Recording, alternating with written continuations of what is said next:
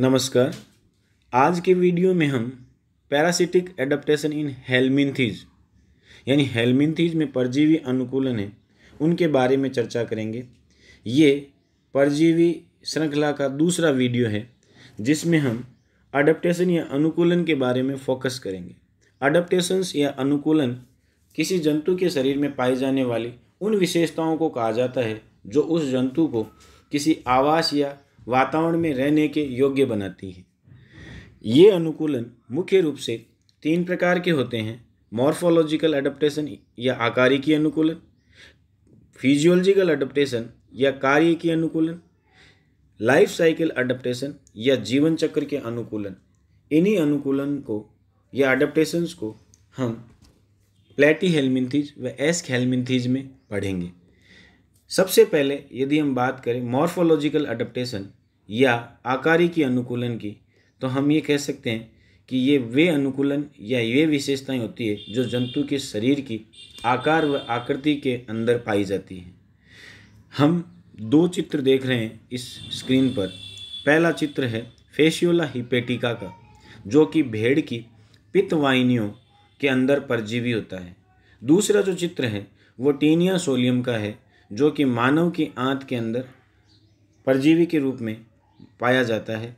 ये दोनों ही परजीवी अलग अलग आकृतियों वाले हैं। इनकी ये आकृतियाँ उनको अपने आवास में रहने के योग्य बनाती है। जैसे हम टीनिया सोलियम की बात करें तो ये रिबन के समान है और लंबाई इसकी जो होती है वो 2.5 मीटर के लगभग होती है। ये लंबाई और रिबन समान आकृति इसे परपोषी की आंत में रहने की सुविधा प्रदान करती है। फिर यदि अगली बात करें कि मॉर्फोलॉजिकल अडेप्टेशन के रूप में जो अगली विशेषता है वो बॉडी कवरिंग है। बॉडी कवरिंग या शरीर पर पाया जाने वाला आवरण जो होता है वो अलग अलग विशेषताओं वाला होता है। उसमें कौन कौन सी विशेषताएं पाई जाती है उसके बारे में यदि अपन बात करें तो सबसे पहली विशेषता क्यूटिकल का पाया जाना, मोटी क्यूटिकल का पाया जाना। क्यूटिकल हम ये कह सकते हैं कि एपिडर्मिस के बाहर पाई जाने वाली कवरिंग होती है। ये प्लांट्स में भी पाई जाती है और ये एनिमल में भी पाई जाती है। अलग अलग पदार्थों से ये निर्मित होती है। जैसे परजीवियों में ये स्क्लेरोप्रोटीन की बनी हुई होती है। ये स्क्लेरोप्रोटीन जो होता है उसका डाइजेशन नहीं होता, इसलिए यदि ये क्यूटिकल के रूप में स्क्लेरोप्रोटीन पाया जाए तो ये परजीवी दूसरे जंतु के शरीर में अपने आप को उसके पाचक एंजाइमों से बचा ले जाएगा। अदरवाइज इसका पाचन या डाइजेशन हो सकता है, क्योंकि हम कोई भी चीज़ खाते हैं तो उसका शरीर के अंदर पाचन होता है, लेकिन हमारी आहार नाल कुछ पदार्थों को नहीं पचा पाती। जैसे स्क्लेरोप्रोटीन है, इनसे बाल, नाखून, खुर ये जो बने होते हैं इनका डाइजेशन हमारी आहार नाल नहीं करती। परजीवियों में यही स्क्लेरोप्रोटीन क्यूटिकल का निर्माण करता है जिससे उनका डाइजेशन नहीं होता। क्यूटिकल के द्वारा एंटी एंजाइम्स भी सिक्रीट किए जाते हैं। एंटी एंजाइम या प्रति एंजाइम उनको कहा जाता है जो आहार नाल में पाए जाने वाले एंजाइम्स को न्यूट्रलाइज कर देते हैं या उदासीन कर देते हैं। यानी इसको यूँ समझें हम कि टीनिया सोलियम जो मानव की आहार नाल में है उसके ऊपर मानव की आहार नाल उसे पचाने के लिए एंजाइम स्रावित करती है, लेकिन टीनिया सोलियम की क्यूटिकल है वो काउंटर अटैक के रूप में अपने शरीर से एंटी एंजाइम सिक्रीट करती है। ये एंटी एंजाइम्स मानव के एंजाइम्स को न्यूट्रलाइज या उदासीन कर देता है, जिसके कारण टीनिया सोलियम पर पाचक एंजाइमों का कोई असर नहीं होता। इसी तरह सूल या स्पाइंस की उपस्थिति मैंने लिखा है इसमें फेशियोला के अंदर। नीचे के इस चित्र में आप ये देख रहे हैं कि फेशियोला की बॉडी वॉल या देह भित्ति का ये काट या सेक्शन है जिसमें क्यूटिकल यहाँ तक बताई गई है। इस क्यूटिकल में ये ब्लैक कलर के स्पाइन या सूक दिखाई दे रहे हैं। इन सूक या स्पाइंस की सहायता से ये ग्रैब या पकड़ बनाता है, यानी इनकी सहायता से ये पित्तवाहिनियों के अंदर चिपका हुआ रहता है। इसी तरह नीचे के डायग्राम में आप देख रहे हैं कि टीनिया सोलियम या रिबन वर्म है उसके क्यूटिकल में ये इस तरह से आपको ये संरचनाएं दिखाई देती है, जिन्हें हम माइक्रोट्राइकीज या सूक्ष्मांकुर समान ये संरचनाएं होती है। ये सूक्ष्मांकुर समान संरचनाएं माइक्रोट्राइकीज जो होती है वो मानव की आंत में पाए जाने वाले माइक्रोविली में ठीक उसी तरह से फंस जाती है जैसे दोनों हाथ की उंगलियों को हम आपस में फंसाएं तो वो एक दूसरे में अटक जाती है। ठीक उसी तरह से ये माइक्रोट्राइकीज माइक्रोविली में अटक जाते हैं।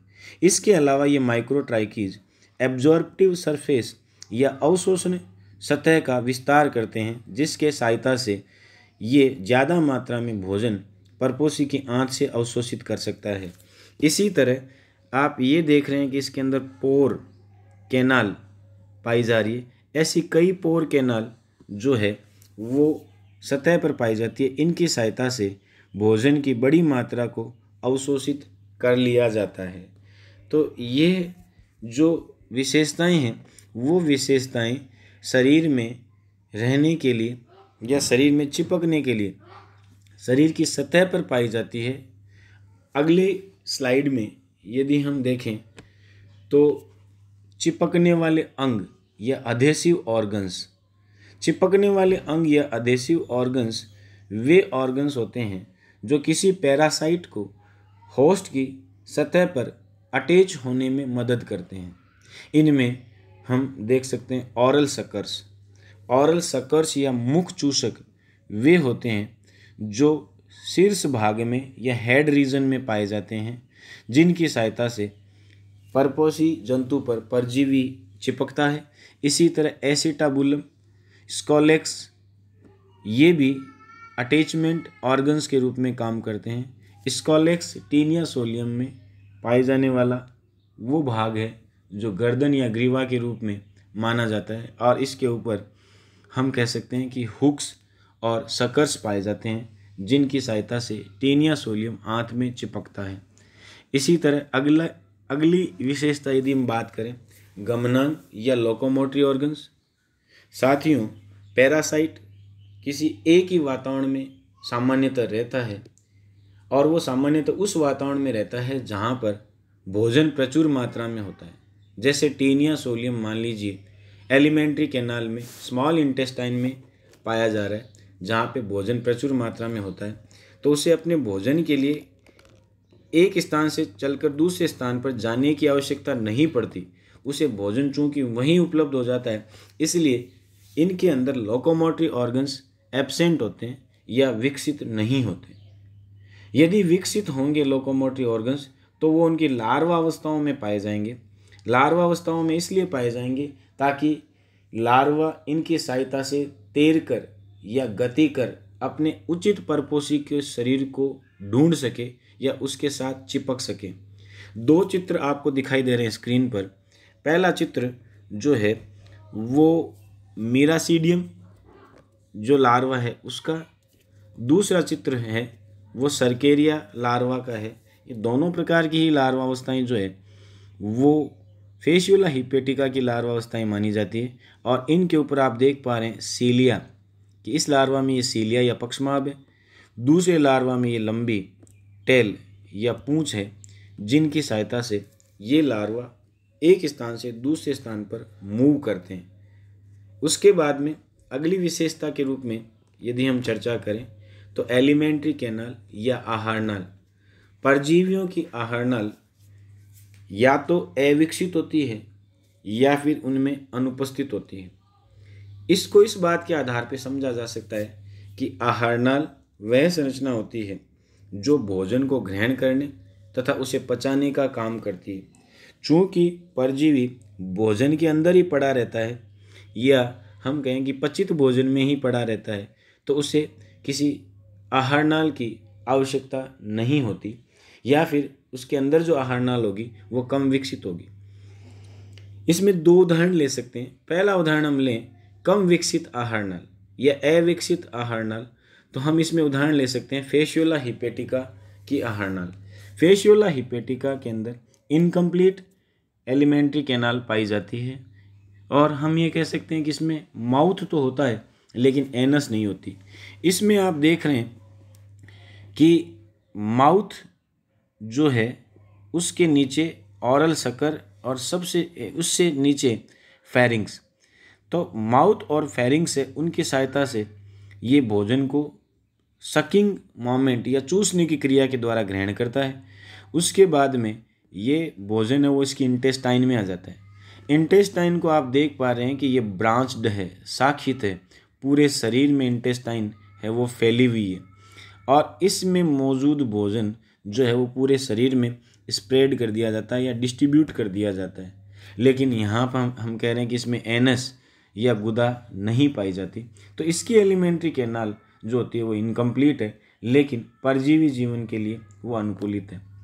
दूसरी बात करें हम टीनिया सोलियम की, जिसके अंदर एलिमेंट्री कैनाल एब्सेंट होती है, क्योंकि टीनिया सोलियम जो है वो इंटेस्टाइन में ही स्थित होता है और इसकी सतह पर पाए जाने वाले माइक्रोट्राइकीज और पोर्स व पोर कैनाल्स मिलकर के परपोषी की शरीर से पचा हुआ या आधा पचा हुआ भोजन बड़ी मात्रा में अवशोषित कर लेते हैं, इसलिए इन्हें किसी एलिमेंट्री कैनाल की आवश्यकता नहीं होती। यदि हम अगली विशेषता की बात करें तो वो उनके सर्कुलेटरी सिस्टम में होती है। सर्कुलेटरी सिस्टम इन परजीवियों में एब्सेंट होता है। सर्कुलेटरी सिस्टम इनके अंदर एब्सेंट इसलिए होता है क्योंकि अन्य विशेषताओं के रूप में इनकी एलिमेंट्री कैनाल और फ्लेम सेल्स जो होती है वो उत्सर्जी पदार्थ, पोषक पदार्थ और इसके अलावा जो ऑक्सीजन है उसका डिस्ट्रीब्यूशन कर सकती है। जैसे अपन ने पहले चर्चा की कि फेसियोला हिपेटिका में पाई जाने वाली ब्रांच्ड एलिमेंट्री कैनाल या शाखित आहारनाल जो होती है वो भोजन को पूरे शरीर में वितरित कर देती है। तो यहाँ पोषक पदार्थों को वितरित करने के लिए किसी सर्कुलेटरी सिस्टम की आवश्यकता नहीं है। इसी तरह इनके अंदर पाई जाने वाली फ्लेम सेल्स या ज्वाला कोशिकाएं जो होती है वो उत्सर्जी पदार्थों को कलेक्ट करने का काम करती है। ये ज्वाला कोशिकाएं पूरे शरीर में पाई जाती है और इनको ज्वाला कोशिकाएं या फ्लेम सेल्स इसलिए कहा जाता है कि इनके अंदर एक गतिशील या गति करने वाला फ्लैजिलम या कसाब पाया जाता है। उसकी मोमेंट को देखने पर यूँ लगता है जैसे दिए की लो टिमटिमा रही हो, इसलिए इनको हम फ्लेम सेल्स या ज्वाला कोशिकाएं कहते हैं। अगली विशेषता जो होती है वो तंत्रिका संवेदी तंत्र में पाई जाने वाली आकारिक की विशेषता मानी जाती है। तंत्रिका संवेदी तंत्र या न्यूरोसेंसरी सिस्टम किसी जंतु में इसलिए पाया जाता है ताकि जंतु वातावरण में होने वाले परिवर्तन या उद्दीपनों को ग्रहण कर सके तथा उन उद्दीपन या स्टिमुलस के अगेंस्ट रेस्पॉन्स कर सके। अब चूंकि एक ही प्रकार का वातावरण है या एक जैसे वातावरण में ये रह रहे हैं, उसमें किसी भी प्रकार का परिवर्तन नहीं है, तो परजीवियों को ज़्यादा रेस्पॉन्स करने की आवश्यकता नहीं होती। इसलिए परजीवियों में न्यूरोसेंसरी सिस्टम या तंत्रिका संवेदी तंत्र अविकसित होता है या बहुत कम विकसित होता है। यहाँ चित्र में फेसियोला हिपेटिका का तंत्रिका तंत्र और टीनिया का तंत्रिका तंत्र दिखाया गया है जो सिंपली तंत्रिकाओं के रूप में है और ये तंत्रिकाएं ज़्यादा शाखित नहीं हैं या पूरे शरीर में फैली हुई नहीं। तो ये जो सिंप्लीफाइड या सरल तरीके का तंत्रिका तंत्र है वो भी एक अन्य प्रकार की विशेषता के रूप में इसलिए विकसित हो जाता है क्योंकि इनको ज़्यादा रिएक्ट करने की आवश्यकता नहीं है। उसके बाद में अगली विशेषता की बात करें तो वो कार्य की अनुकूलन से संबंधित होगी, जिसके बारे में हम अगले वीडियो में चर्चा करेंगे। जैसा कि मैंने बताया कि ज़्यादा लंबे वीडियो हैं उनको अपलोड नहीं किया जा सकता या उनको अपलोड करने में थोड़ी सी परेशानी होती है, इसलिए छोटे छोटे वीडियो बना कर के ये डाले जा रहे हैं। तो अगले वीडियो में हम फिजियोलॉजिकल अडेप्टेशन या कार्य की अनुकूलन के बारे में चर्चा करेंगे। आज के लिए इतना ही, धन्यवाद।